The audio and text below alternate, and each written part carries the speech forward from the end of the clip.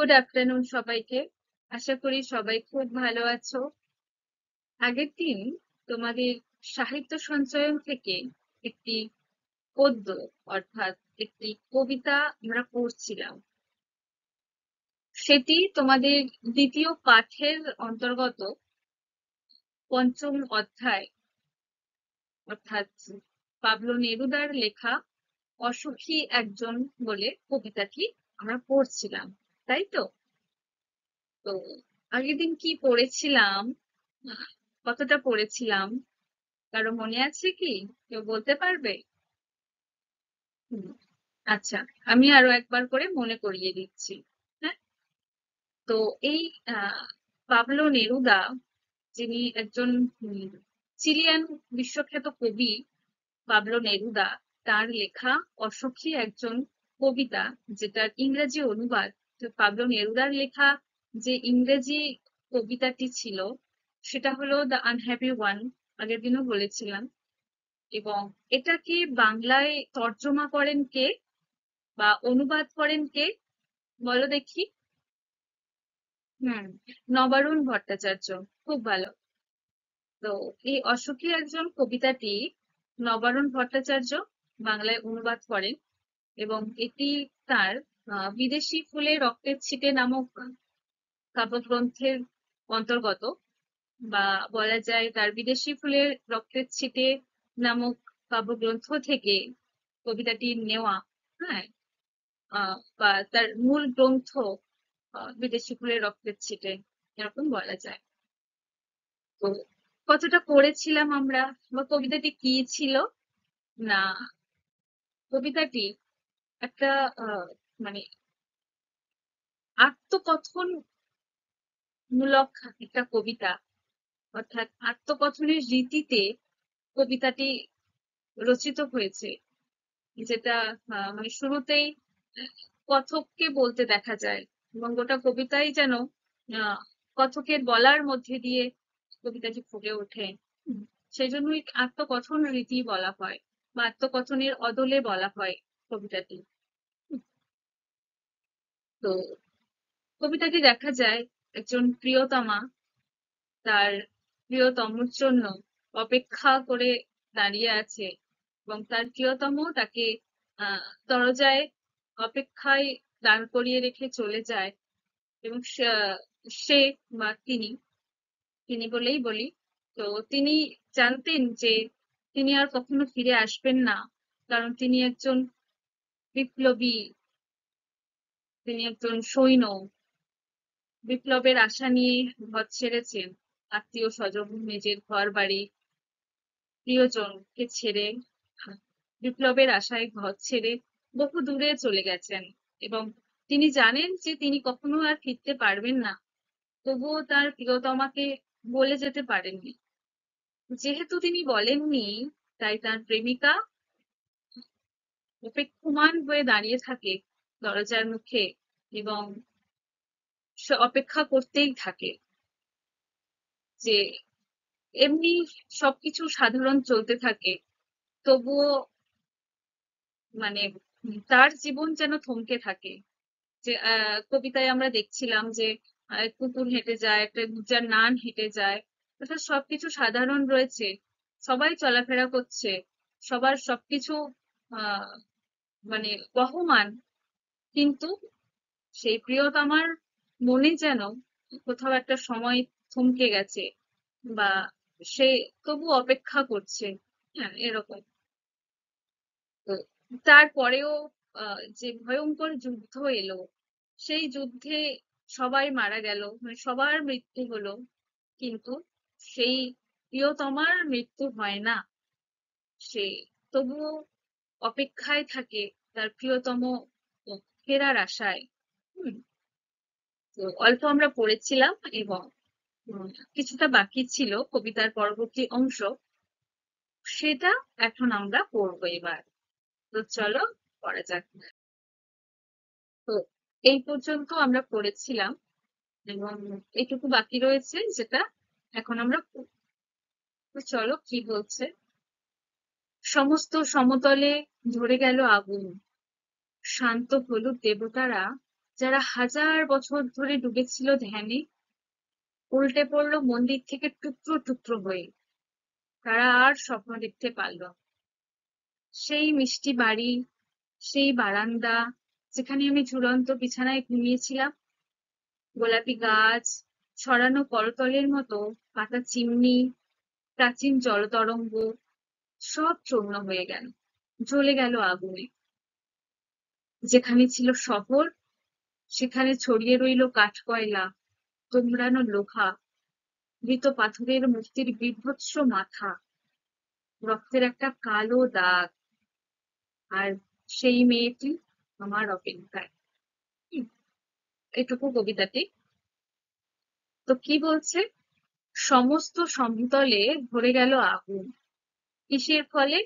না, এই যে আগের স্তবকটিতে রয়েছে, তারপর যুদ্ধ এলো, রক্তের এক আগ্নেয় পাহাড়ের মতো। অর্থাৎ আহ সেই অপেক্ষারতা মেয়েটি অপেক্ষা করতে করতে দিন গেল, সপ্তাহ গেল, মাস গেল, বছর পার হলো, সব স্বাভাবিক চলছিল, কিন্তু তার জীবনে যদিও স্বাভাবিক নয়। সে বিরহে বা অপেক্ষায় রয়েছে, ভার করে থাকতো। স্বাভাবিক যেমনটা অপেক্ষা করে থাকলে যেমনটা হয়, তার প্রিয়তম ফিরছে না। হ্যাঁ, তো সেই সময় মানে তার সেরকম পরিস্থিতিতে, মানসিক সেরকম পরিস্থিতি পরে এক সময় দেশে যুদ্ধ এলো, যেটা রক্তক্ষয়ী যুদ্ধ, যেটাকে আগ্নেয় পাহাড়ের সাথে তুলনা করা হয়েছে। হ্যাঁ, তো এইরকম এমন এক বীভৎস ভয়ঙ্কর রক্তক্ষয়ী যুদ্ধ আসলো, যার ফলে বা যাদের যে যুদ্ধের হাত থেকে শিশুদেরও নিস্তার নেই, শিশুদেরও খুন হতে হয়েছে। হ্যাঁ, বাড়িরা খুন হলো, সকলকেই খুন হতে হলো, সকলেই মৃত্যুবরণ করেছে সেই যুদ্ধে, কিন্তু সেই মেয়েটির মৃত্যু হয়নি। সেই যুদ্ধের কথা বলা হচ্ছে। সেই যুদ্ধের ফলে সমস্ত সমতলে ধরে গেল আগুন, যে চতুর্দিকে যেন আগুন ধরে গেছে, আগুন ছড়িয়ে পড়েছে, যুদ্ধের এক আগুন ছড়িয়ে পড়েছে। শান্ত হলুদ দেবতারা, যারা হাজার বছর ধরে ডুবেছিল ধ্যানে, উল্টে পড়লো মন্দির থেকে টুকরো টুকরো হয়ে। তারা আর স্বপ্ন দেখতে পারল না। যে এই যুদ্ধের ফলে দেবতাদেরও কি অবস্থা, সেটাও কবি দেখাতে চাইছেন। যে শান্ত হলুদ দেবতারা, যারা হাজার বছর ধরে ডুবেছিল ধ্যানে, যে মন্দিরে যে ঠাকুরগুলো থাকে, যে বা আহ খ্রিস্টানদের তাদেরও তো একটা চিহ্ন থাকে, যেটা যিশু যিশু খ্রিস্টেরও মূর্তি থাকে। তো সেই সমস্ত দেবতাদের কথা বলা হচ্ছে, যারা তাদের আরাধ্য জায়গায় তারা যেন ধ্যানেই ডুবেছিল এত বছর ধরে। হ্যাঁ, এত বছর কি, হাজার বছরের কথা বলা হচ্ছে, যারা হাজার হাজার বছর ধরে তাদের আরাধ্য জায়গায় তারা ধ্যানে ছিল। হুম, তাদেরকেও সেই মন্দির থেকে উল্টে পড়তে হলো। সেই যুদ্ধের রোষ দেবতাদেরকেও ছাড়েনি, বা সেই যুদ্ধের লেলিহান শিক্ষা দেবতাদেরকেও ছাড়েনি। দেবতারাও মন্দির থেকে টুকরো টুকরো হয়ে উল্টে পড়ে গেল। হুম, তো এখানে এই যে আহ হাজার বছর ধরে তারা ধ্যানে ডুবেছিল, এবং তাদেরকেও সেখান থেকে টুকরো টুকরো হয়ে পড়ে যেতে হলো। তো এর ফলে আহ, তিনি এটা বোঝাতে চাইছেন যে দেবতারাও যেন কঠিন মানে বীভৎস খারাপ সময়ে, বা এই আহ, ভয়ঙ্কর যুদ্ধের সময়ে তারাও কোনো সাহায্য করতে পারছে না, বা তারা নিজেরাও যেন আহ, নিরাশ্রয় হয়ে পড়ে। তারা তাদের নিজেদের অস্তিত্ব যেন বিলীন হয়ে যাচ্ছে, অস্তিত্বহীন। হ্যাঁ, আশ্রয়হীন হয়ে পড়ছে। তাদের নিজেদেরকেই যেন তারা রক্ষা করতে পারছে না। তো সেই দেশের মানুষদেরকেও প্রায় সাহায্য করতে পারছে না। তাই বলা হচ্ছে, দেখো, তারা আর স্বপ্ন দেখতে পারলো না যে সেখানে তারা আরো কিছু বছর ধ্যানে মগ্ন থাকবেন, নিশ্চিন্তে থাকবেন। সেটাও সেই স্বপ্নও তারা দেখতে পারলো না। এমনকি সেই এত এই যুদ্ধের সময়কার, যুদ্ধে লোপাট হওয়া দেশ বা যুদ্ধের সেই নিপীড়িত বা যে শিশু বা বড়রা বা শিশুরা যাদের এই প্রাণঘাতী মৃত্যু, সেই তাদেরকেও আর বাঁচাতে পারলো না। হ্যাঁ, বা তাদেরকেও আর স্বপ্ন দেখাতে পারলো না যে সবটা ঠিক করে দিতে পারবে বা আহ, তাদের হাত থেকে বাঁচাতে পারবে। এরকমটা করতে পারলো না তারা। কারণ তারা নিজেরাও আশ্রয়হীন, অস্তিত্বহীন হয়ে যাচ্ছে। তারা নিজেদেরকেই রক্ষা করতে পারছে না।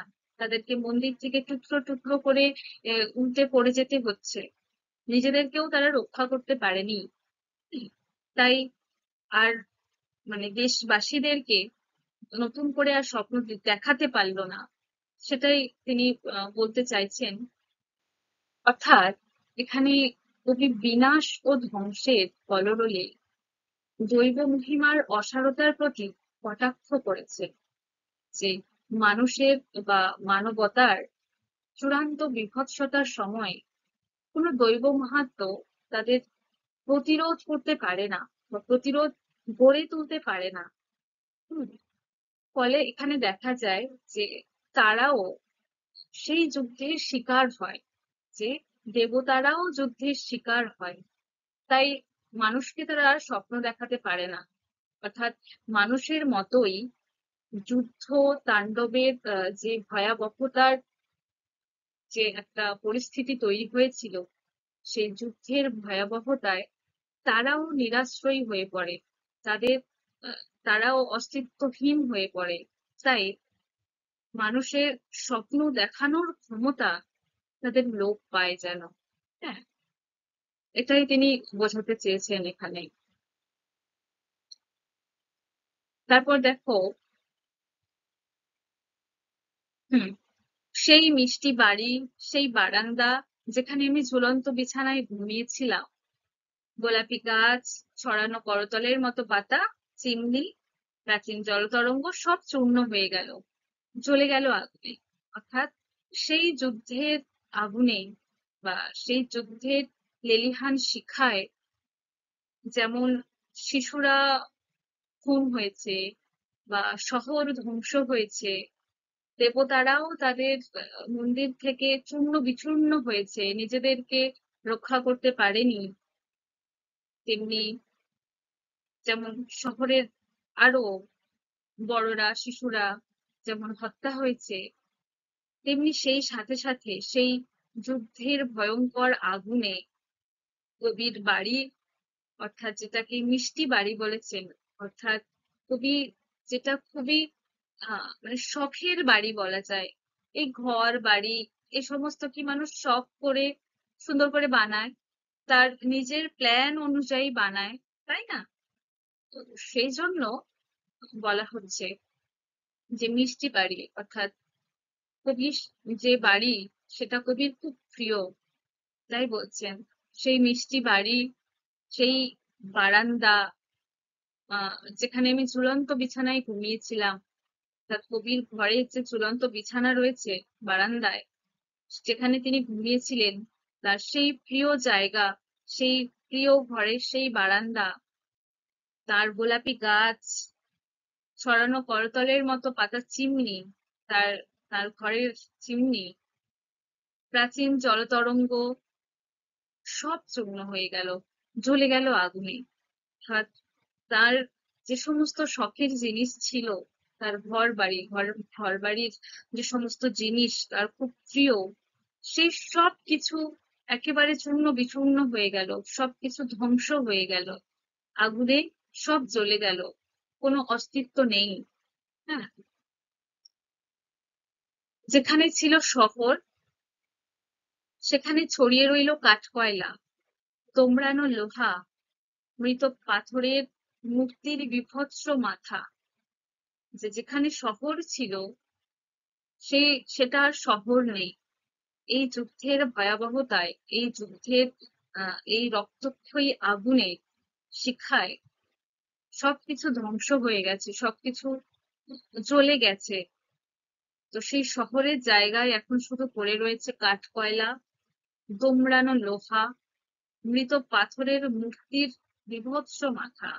যে সমস্ত মূর্তি বলতে স্ট্যাচু বলা হচ্ছে, সেই সমস্ত বড় বড় মূর্তির যেগুলো ভাঙচুর হয়েছে সেগুলোর মাথা পড়ে আছে। যে গোটা শহর তছনছ করা, উলট পালট করা, ধ্বংস পড়ে আছে, শুধু ধ্বংসাবশেষ পড়ে আছে, যেন সবকিছু ধ্বংস হয়ে গেছে। রক্তের একটা কালো দাগ, রক্তের কালো দাগ, যে এই যুদ্ধটাকে আরো ভয়ঙ্কর করে তোলার জন্য তিনি রক্তের কালো দাগ বলেছেন, অর্থাৎ কালো দাগ শব্দটা তিনি ব্যবহার করেছেন।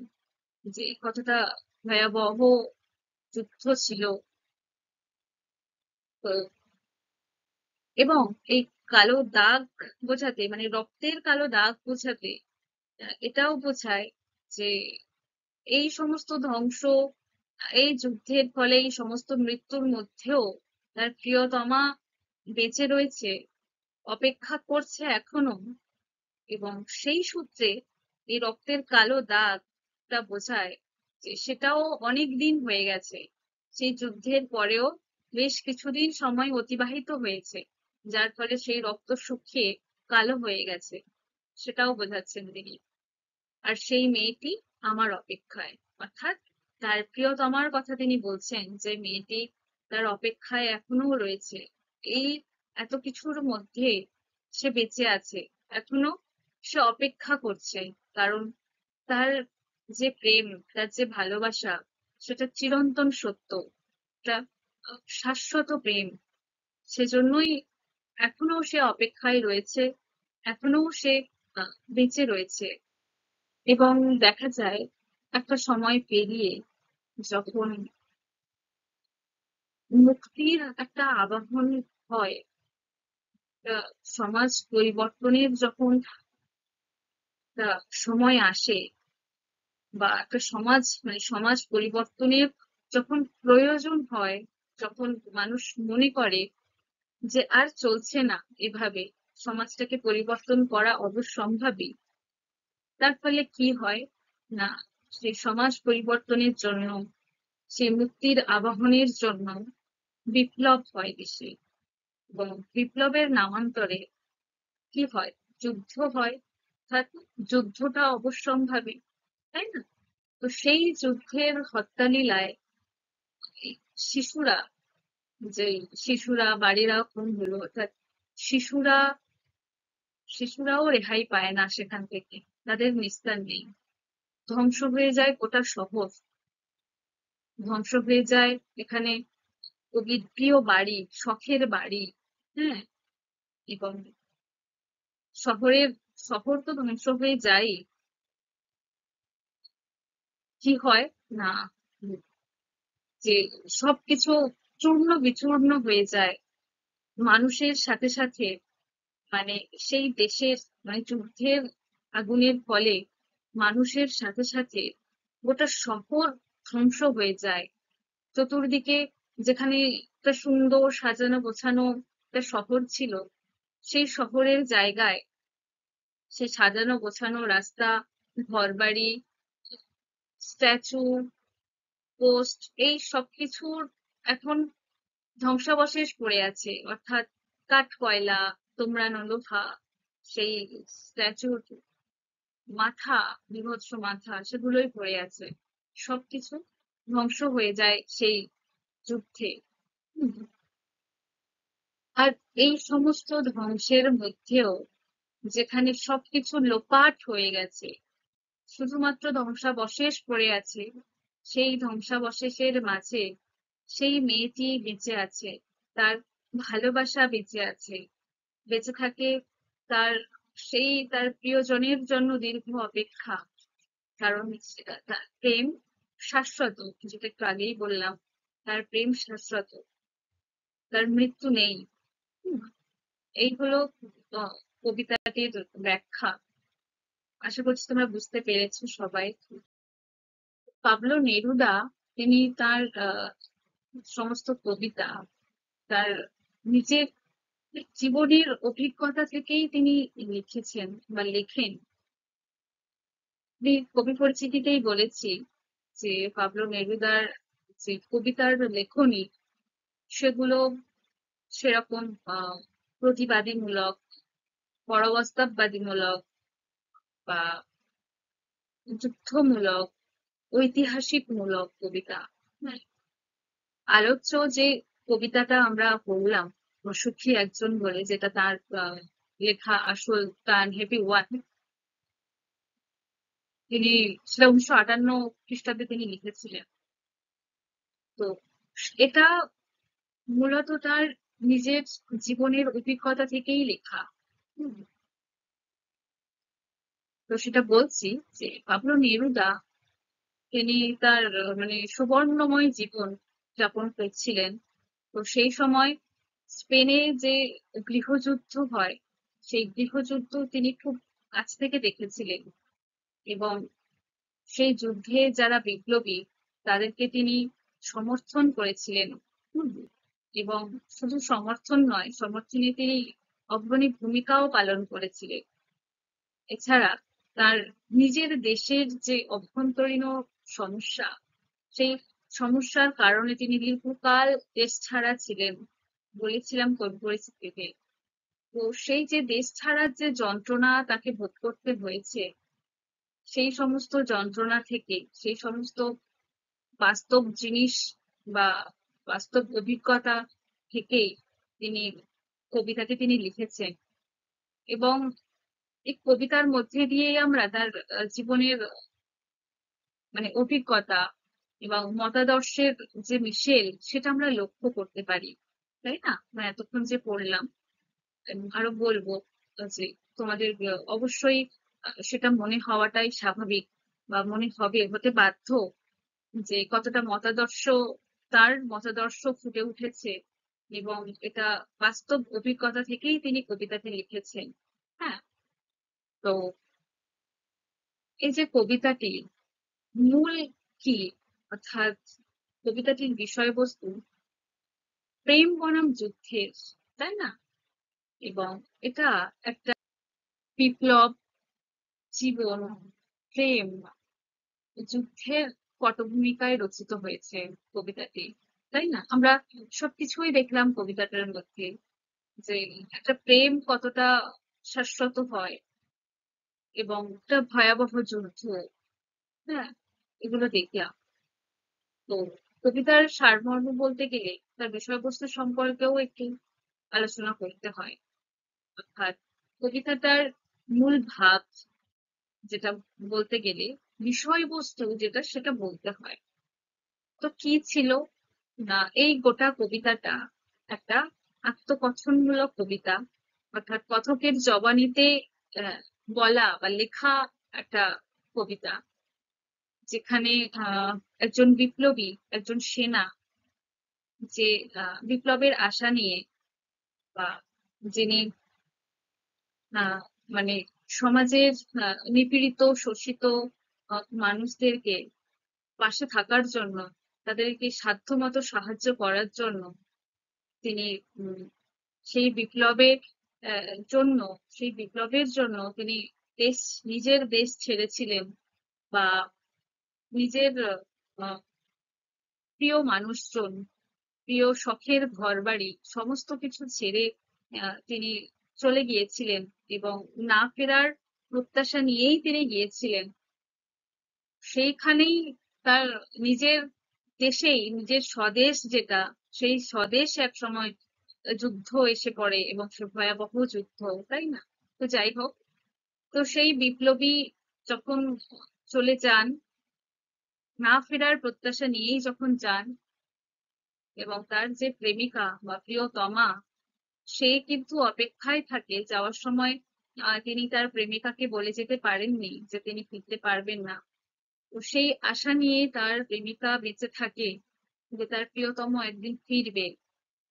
তো তারপর আমরা দেখতে পাই যে সবকিছু স্বাভাবিক থাকে, কিন্তু তার, সে স্বাভাবিক থাকতে পারছে না। তার বিরহ, তার একটা কষ্ট, তার প্রিয়তমার না ফেরার জন্য যে সময় অতিবাহিত হচ্ছে, কিন্তু প্রিয়তম ফিরছে না, তার জন্য তার একটা মন খারাপই থাকে। এবং দেখা যায় যে বছরগুলো যে দিন পার হয়, সপ্তাহ পার হয়, একটা মাস পার হয়, বছর বছর পার হয়ে যাচ্ছে, তার প্রিয়তম ফিরছে না। তো সেই বছরগুলো এক একটা পাথরের মতো তার মনে হচ্ছিল, যে পাথরের মতো ভারী, কঠিন সময় তাকে পার করতে হচ্ছে। হুম। তবুও সে অপেক্ষা করে আছে তার প্রিয়তমর জন্য, যে সে ফিরবে একদিন। এবং এর ফলে এর পরে একটা সময়, এবং এটাও হয় যে দিন বছর পার হচ্ছে, এবং ধীরে ধীরে আহ যে কথক বা সেই মেয়েটির প্রিয়তম, যার স্মৃতির চিহ্নগুলো, অর্থাৎ যে পায়ের দাগ ছিল, সেগুলোও মুছে যাচ্ছে, রাস্তায় ঘাস জন্মে যাচ্ছে, তো তার স্মৃতির চিহ্নও মুছে যাচ্ছে। সপ্তাহ মাস বছর পার হয়ে যাচ্ছে, তবুও তার প্রিয়তম ফিরছে না।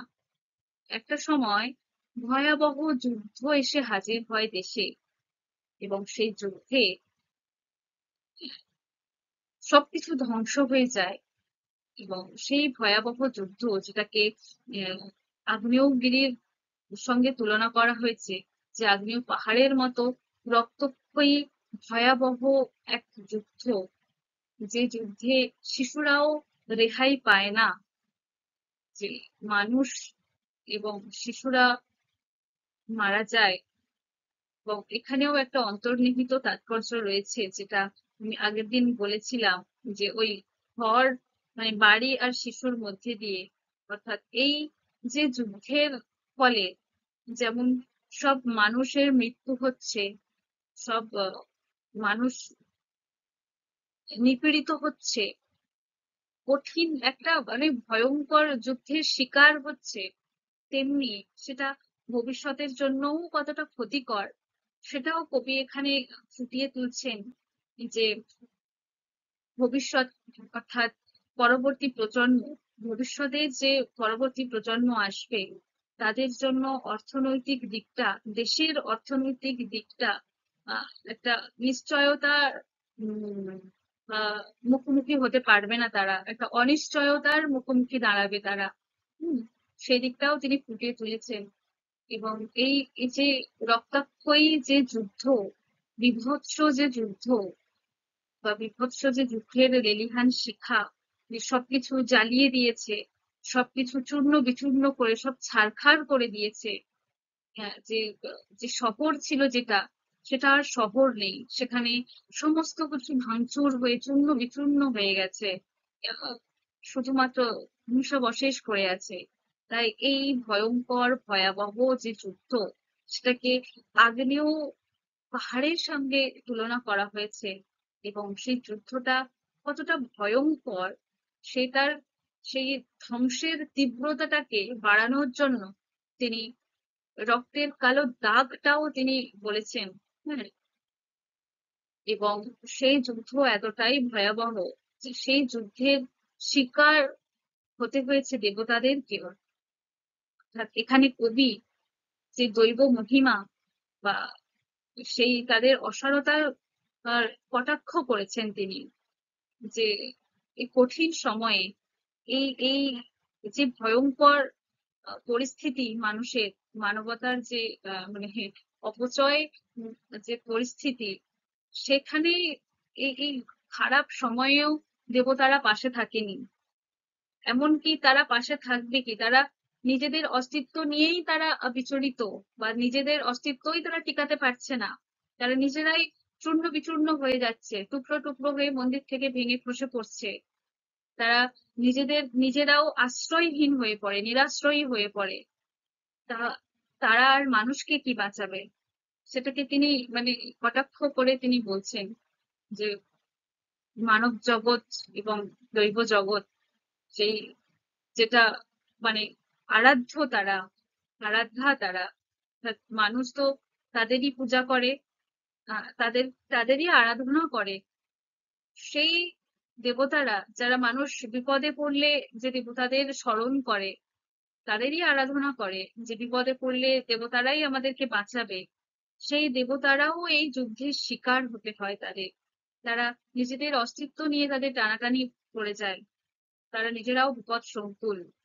তারা নিজেরাও চূর্ণ বিচূর্ণ হয়ে ঝরে পড়ে, মন্দির থেকে ভেঙে উল্টে পড়ে যায়। নিজেদেরকেও তারা বাঁচাতে পারে না, তাই মানুষকেও একটা সেই বাঁচার স্বপ্ন, তাদেরকে সাহায্য করার স্বপ্নও দেখাতে পারে না। হুম, এতটাই ভয়ঙ্কর সেই যুদ্ধ। এবং আহ, একটা সময় একটা সময় না, এর মধ্যে আমরা দুটো দিক দেখতে পাই। যে একটা, যে বললাম শুরুতেই, যে কবিতাটি প্রেম বনাম যুদ্ধের কবিতা। তো সেই দুটো দিক এখানে কবি সুন্দরভাবে ফুটিয়ে তুলেছেন। যে সেই বলা হয় না যে কলা দেখা রদ বেচা, রদ দেখার রদ দেখা, কলা বেচার কলা বেচা, যে একসঙ্গে দুটো কাজ।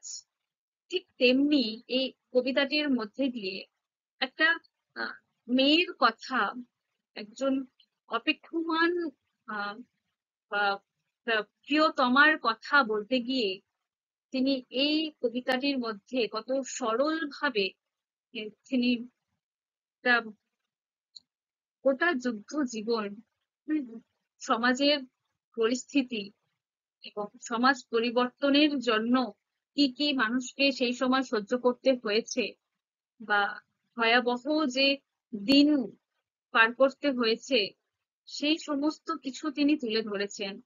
নিজের স্বদেশ সম্পর্কে তিনি বলেছেন, তিনি নিজের স্বদেশকে ঠিক কতটা ভালোবাসেন, সেই স্বদেশ সম্পর্কেও তিনি বলেছেন। একটা প্রেমিকার কথা নিয়ে উপর থেকে পড়লে মনে হবে যে এটা আদতে একটা উম একটা মেয়ের কথা। গোটা কবিতাটা একটা আহ প্রিয়তমার কথা, যে তার আহ প্রিয়তমর জন্য অপেক্ষা করে রয়েছে। কিন্তু কবিতাটার মধ্যে তোমরা দেখতে পেলে যে কতগুলো অন্তর্নিহিত অর্থ এর মধ্যে লুকিয়ে রয়েছে, যেগুলোর মধ্যে দিয়ে কবি যুদ্ধ বাস্তব সেগুলো কতটা স্পষ্টভাবে ফুটিয়ে তুলেছেন। হুম, সেগুলো আমরা দেখতে পাচ্ছি। এই সমস্ত ধ্বংসের মধ্যে, এই যুদ্ধের ফলে যে ধ্বংস, ধ্বংসপ্রাপ্ত যে দেশ, যে শহর, যেখানে কাঠকয়লা, মূর্তির মাথা, এগুলোই শুধুমাত্র পড়ে রয়েছে, ধ্বংসাবশেষ পড়ে রয়েছে শহরটার। সেই হয়ে যাওয়া, ধ্বংস হয়ে যাওয়া উম, শহরে বা দেশে, যেখানে সবার মৃত্যু আগেই হয়ে গেছে, সেখানে সেই মেয়েটি বেঁচে আছে, অর্থাৎ কথকের প্রিয়তমা বেঁচে রয়েছে এখনো। কারণ প্রেম তো শাশ্বত, তার প্রেম শাশ্বত। আর শাশ্বত প্রেমের তো মৃত্যু হয় না। এবং মানুষ, মানুষের যে চিরন্তন যে ভালোবাসা, সেটা মানুষকে আরো বাঁচতে শেখায়। হুম, সেই জন্য সেই ধ্বংসের মাঝেও বেঁচে থাকে মেয়েটির অনির্বাণ ভালোবাসা, এবং বেঁচে থাকে ভালোবাসার জন্য তার প্রিয়তমর জন্য তার দীর্ঘ প্রতীক্ষা বেঁচে থাকে। হুম, এবং এই কবিতাটার মধ্যে যে দুটো দিক আমরা দেখতে পাই বলেছি, যে একটা প্রেম আর একটা যুদ্ধ, সেই দুটো জিনিস মিলেমিশে এক হয়ে কিভাবে যায় সেটা তোমাদেরকে বলছি। তো এই কবিতার মধ্যে একদিকে যেমন দেশের বুকে ঘটে যাওয়া এক রক্তক্ষয়ী যুদ্ধের কথা বর্ণিত আছে, তেমনি অপরদিকে আমরা দেখতে পাই কবির প্রিয়তমা, অর্থাৎ এক নারীর ভালোবাসা, তাই না? অর্থাৎ নারীর ভালোবাসা বলতে স্বদেশ মাতৃকা, অর্থাৎ নিজের দেশের প্রতি অসীম ভালোবাসার কথা কবি ব্যক্ত করতে চেয়েছেন এখানে। কবি তার নিজের দেশকে, কবির স্বদেশকে গভীরভাবে কতটা ভালোবাসতেন, সেটাই তিনি বোঝাতে চাইছেন। তিনি শোষিত, বঞ্চিত, নিপীড়িত মানুষদের পাশে তার সাধ্য মতো সামর্থ্য মতো তিনি সাহায্য করতে চেয়েছিলেন, কিন্তু কবির দেশেই যুদ্ধ শুরু হয়। আর সেই যুদ্ধের লেলিহান শিখায়, সেই যুদ্ধের ভয়াবহ সেই আগুনে, আগ্নেয় পাহাড়ের মতো সেই যুদ্ধের ফলে সবকিছু চূর্ণ বিচূর্ণ হয়ে যায়। কবির স্বদেশ, তার নিজের স্বদেশ ভূমি গোটাটা রক্তে রেঙে ওঠে। এমনকি যুদ্ধের দেখলে তোমরা যে যুদ্ধের ভয়াবহতাটাকে আরো তীব্র করার জন্য তিনি রক্তের কালো দাগও বলেছে। হম এবং এই রক্তের যে আগ্নেয়, মানে রক্তের এক আগ্নেয় পাহাড়ের মতো যে যুদ্ধ বলেছেন, তো সেটা, সেই রক্তক্ষয়ী যুদ্ধের বিভৎসতা ঠিক কতটা, সেটা বোঝাতেও তিনি লাইনটাও তিনি ব্যবহার করেছেন। তো সুতরাং বলা যায় যে কবি কথিত বা কবির কথা অনুযায়ী বা কথকের কথা অনুযায়ী সেই মেয়েটি, অর্থাৎ আহ, তার প্রিয়তমর জন্য অপেক্ষারতা সেই মেয়েটি আসলে কবির মাতৃকল্প দেশকে বুঝিয়েছেন। হুম, তো দেশে যুদ্ধ যখন বাধে তখন কি হয়? ক্ষয়ক্ষতি হয়, তাই না? যে প্রচুর পরিমাণে ক্ষয়ক্ষতি হয়, আহ মৃতের সংখ্যা বাড়ে, বড়রা শিশুরা সবারই মৃত্যু হয়। তাই যে দেশীয় যে সভ্যতা, যেটাকে আমি বললাম একটু আগে, বা কবিতার ব্যাখ্যা করার সময়ও বললাম যে শিশু আর বাড়িরা, এই দুটো রূপক তিনি ব্যবহার করেছেন। কোন অর্থে সেটা বলেছি যে শিশু অর্থে ভবিষ্যৎকে বোঝানো হয়েছে, আর বাড়িরা অর্থে স্থাপত্যকে বোঝানো হয়েছে, দেশের স্থাপত্য। হ্যাঁ, অর্থাৎ যে দেশীয় যে সভ্যতা, যে স্থাপত্য, সেগুলো সব ধ্বংসপ্রাপ্ত হয়েছে, সবই ধ্বংস হয়েছে। ফলে যখন যুদ্ধ হয় দেশে, তখন প্রচুর পরিমাণে ক্ষয়ক্ষতি হয়, দেশীয় সভ্যতার ধ্বংসপ্রাপ্ত হয়। কিন্তু সেই যুদ্ধ বিধ্বস্ত যে দেশ, যে দেশের ওপর এই ভয়াবহ যুদ্ধ হয়, রক্তক্ষয়ী যুদ্ধ হয়, সেই দেশটা মরতে মরতেও কিন্তু বেঁচে থাকে।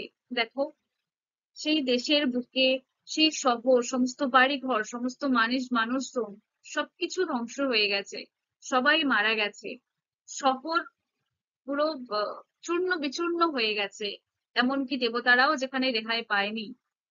তো সেই আহ, হয়ে যাওয়া, ধ্বংস হয়ে যাওয়া শহর, দেশের বুকের এত মানে বাড়ি, শহর, গ্রাম সবকিছু ধ্বংস হয়ে গেছে। তো সেই ধ্বংসপ্রাপ্ত দেশে, সেই যুদ্ধ বিধ্বস্ত যে দেশ, সেই দেশ একা বেঁচে থাকে মানুষ ছাড়া, তার সুন্দর সাজানো গোছানো সেই আহ শহর ছাড়া, সে সবকিছু ছাড়া, সেই যুদ্ধ বিধ্বস্ত দেশ মরতে মরতেও তাকে বেঁচে থাকতে হয়, এবং সেই দেশই শেষ পর্যন্ত বেঁচে থাকে।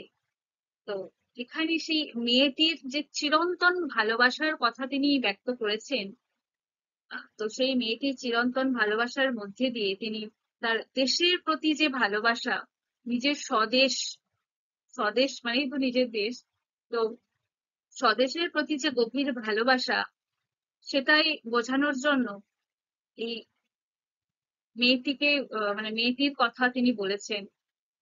দেখলে মানে যেটা তোমাদেরকে বললাম, যে এই প্রেম বনাম যে যুদ্ধ, সেটা মিলেমিশে কেমন একাকার হয়ে যায়। তো দেখতেই পেলে তোমরা যে ওটাটাই ধরতে গেলে তার নিজের স্বদেশকে ভালোবেসে লেখা একটা কবিতা, তার নিজের জীবনের অভিজ্ঞতা, নিজের চোখের সামনে দেখা নিজের কষ্ট, সেগুলো থেকেই তিনি এই কবিতাটি লিখেছেন। যেটা মানে একটা সরল সহজ একটা প্রেমিকার কথার মধ্যে দিয়ে, তার কাহিনীর মধ্যে দিয়ে কত গুরুত্বপূর্ণ আহ দেশ, যুদ্ধ, বাস্তববাদ, এই সবকিছুই তিনি ফুটিয়ে তুলেছেন। এবং এই কবিতায় যে যুদ্ধের কথা তিনি ব্যক্ত করেছেন, এটা যে বললাম, তার মানে পাবলো নেরুদা তার নিজের ব্যক্তি ব্যক্তিগত জীবনের কথাই তিনি বলেছেন। এবং তিনি যে মানে তার যে আদর্শ, তার কবি পরিচিতি বলার সময় আমি বলেছিলাম যে, এবং একটু আগেই বললাম যে তার কবিতায় সবসময় আমরা দেখতে পাই, মানে সমস্ত রকম কবিতার মধ্যেই দেখা যায় যুদ্ধবাদী, পরাবাস্তববাদী, প্রতিবাদীমূলক, হ্যাঁ, এগুলো থাকে। তো ব্যক্তিগত জীবনে এবং তার আদর্শকে মনে রাখলে আহ যে এই ভাবনা মাথায় আসবে যে যুদ্ধটা, যে যুদ্ধের কথা তিনি এখানে তুলে ধরেছেন, সেই যুদ্ধটা শুধুমাত্র দুটো রাজশক্তির লড়াই নয়। রাজশক্তি বলতে ধরো রাজনৈতিক দিক থেকে দুটো দল, সেই দুই দলের লড়াই নয়। সেই লড়াইটা, সেই যুদ্ধটা সমাজ পরিবর্তনের লড়াই, সমাজ পরিবর্তনের জন্য যুদ্ধ।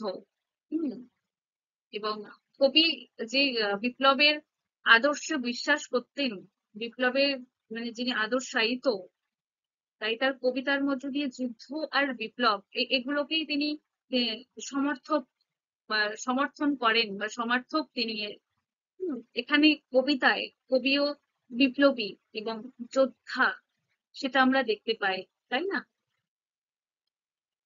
তো বলাই যায় যে এই এই কবিতাটি একটা যুদ্ধের বিরুদ্ধে একটা শক্তিশালী কবিতা, তাই না?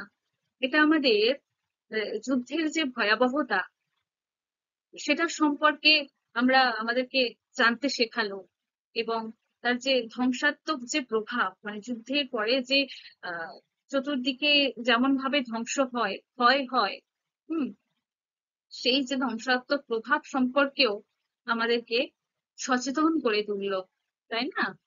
এই এই হলো গোটা বিষয়টা, বা এর মধ্যে, এই কবিতাটির মধ্যে যে অন্তর্নিহিত যে তাৎপর্য, সেগুলো। এবং কবিতাটির নামকরণের দিক থেকে দেখা গেলে যে আমরা কি বুঝি, কবিতা বা গল্প বা সাহিত্যে, ওটা সাহিত্য নিয়েই বলি, যে সাহিত্যে যে নামকরণ, যেটা নাম থাকে, সেটা দ্বারাই আমরা গল্প বা কবিতা, তার অন্তর্নিহিত যে বিষয়, সেটা আমরা বোঝার চেষ্টা করি, বা সেটা অনুযায়ী আমাদের ভালো লাগা বাড়ে নাম অনুযায়ী। তো নামকরণটা খুবই গুরুত্বপূর্ণ একটা অংশ সাহিত্যে। মানে তোমরাও জানো অবশ্যই, দশম শ্রেণীর ছাত্রছাত্রী তোমরা, যথেষ্ট বড় হয়েছো, এবং তোমরাও হয়তো এটা করে থাকবে যে আগে আমরা দেখি, কবিতা হোক বা গল্প বা উপন্যাস, আগে আমরা নাম দেখি, তাই না? যে নাম ভালো লাগলে মনে হবে যে, বা নামটা দেখে আমরা আন্দাজ করতে পারি কিছুটা যে এরকম ধরনের গল্প বা এইরকম ধরনের উপন্যাস, তাই না? তো তাই গদ্য কিংবা উপন্যাস কিংবা কবিতার ক্ষেত্রে নামকরণটা খুব গুরুত্বপূর্ণ একটা অংশ। এবং যে নামকরণটা করা হয়, সেটা সেই গল্প বা কবিতার ভাব ব্যঞ্জন থেকে হয়, বা চরিত্র অনুযায়ীও হয়ে থাকে। তো এখানে যে কবিতাটি, অসুখী একজন বলে যে কবিতাটি, সেটির নামকরণ সেই ব্যঞ্জনা থেকেই উঠে আসে নামটি। অর্থাৎ আমরা দেখি কবিতার মধ্যে যে আহ, একটি মেয়ের কথা বলা হয়, একজন অপেক্ষারতা প্রিয়তমার কথা বলা হয়, যে কিনা তার প্রিয়তমর জন্য অপেক্ষা করে আছে। শহর, দেশ ধ্বংস হয়ে যাচ্ছে, মৃত্যুর বন্যা বয়ে যাচ্ছে, শিশুদেরও মৃত্যু হচ্ছে, সাথে অন্যান্য মানুষদেরও। যেখানে গোটা শহর ধ্বংস হয়ে যাচ্ছে, মন্দির, দেবতা, তারাও তাদের স্থানে টিকে থাকতে পারছে না, সবকিছু চূর্ণ বিচূর্ণ হয়ে যাচ্ছে, তার মাঝেও মেয়েটি বেঁচে থাকে, বা মেয়েটি দীর্ঘদিন অপেক্ষা করে থাকে তার প্রিয়তমর জন্য। এবং আমরা দ্বিতীয় স্তবকেও আমরা দেখতে পাই যে তার যে অপেক্ষার যে সময়, ডিউরেশন, সেটা দিন পার হচ্ছে, সময় মানে অতিবাহিত হচ্ছে এমন ভাবে, দিন পার হলো, সপ্তাহ পার হলো, মাস পার হলো, বছর পার হয়ে গেল, তাও তার প্রিয়তম ফিরে আসেনি। সে অপেক্ষা করে রয়েছে তার প্রিয়তমর ফেরার আশায়। হুম এবং এই যে বছরগুলো তার পাথরের মতো ভারী হয়ে উঠছে, বছরগুলো পার করা এতটাই কঠিন হয়ে পড়ছে তার কাছে, তাই না?